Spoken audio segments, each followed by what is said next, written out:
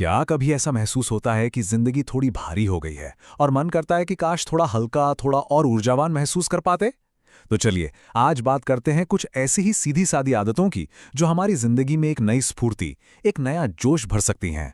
यहाँ मकसद घड़ी की सुई को पीछे करना नहीं है, बल्कि उस हल्केपन को वापस लाना है।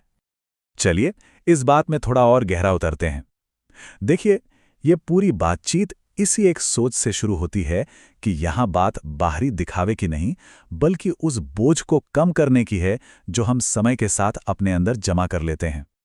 इस बात को और अच्छे से समझने के लिए एक बहुत ही दिलचस्प किस्सा है।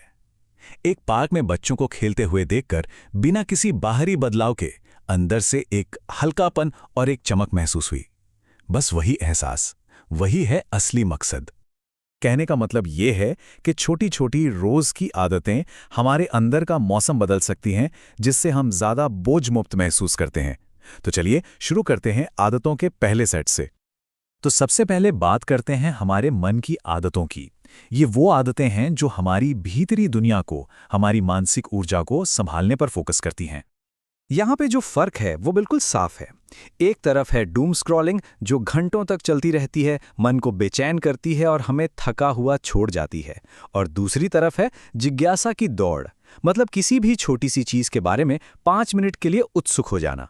ये हमें थकाती नहीं बल्कि ऊर्जा से भर देती है। अच्छा, तो अब आते हैं मन के लिए हमारी अगली आदत पर। ये आदत असल में है अपनी पर्सनल एनर्जी को बचाने के बारे में, ताकि हम उस थका देने वाली नाराजगी से बच सकें जो अक्सर हमें बोझिल महसूस कराती है।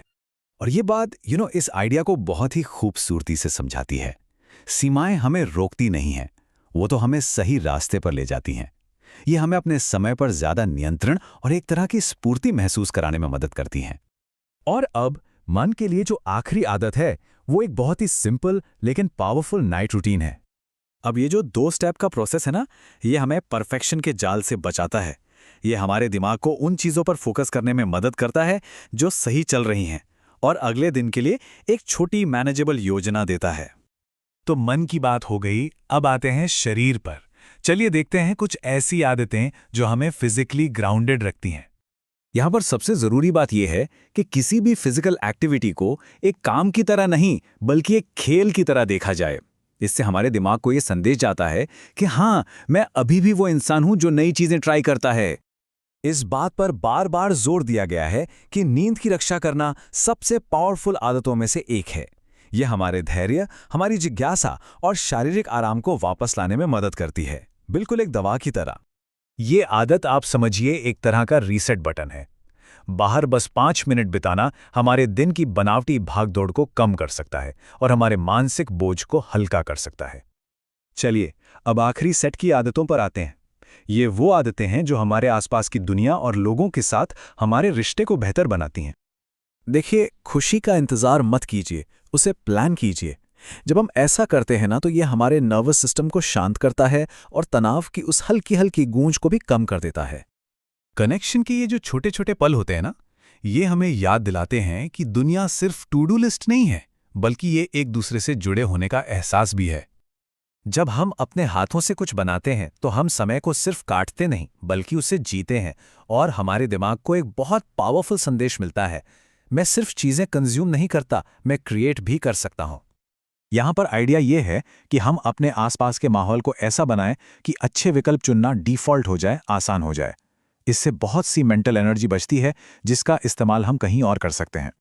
तो सवाल ये उठता है कि इन सभी आदतों को अपनी जिंदगी का हिस्सा कैसे बनाया जाए, वो भी बिना किसी बोझ के।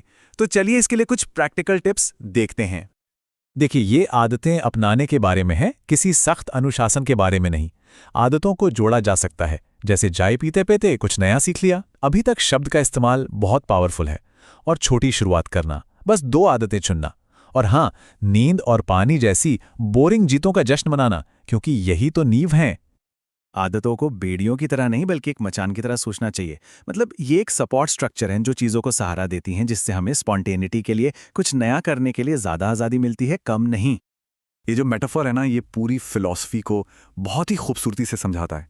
बात सब कुछ एक साथ बदलने की नहीं है, बल्कि अपने जीवन की एक बगीचे की तरह देखभाल करने की है, छोटे छोटे लगातार कदमों से। और यही है वो आखिरी सवाल जो हमें खुद से पूछना है। ये पूछने के बजाय कि आज कितना काम खत्म करना है, क्यों नहीं ये पूछा जाए कि आज ऐसा क्या छोटा सा काम किया जा सकता है जो पूरे दिन को थोड़ा हल्का बना दें।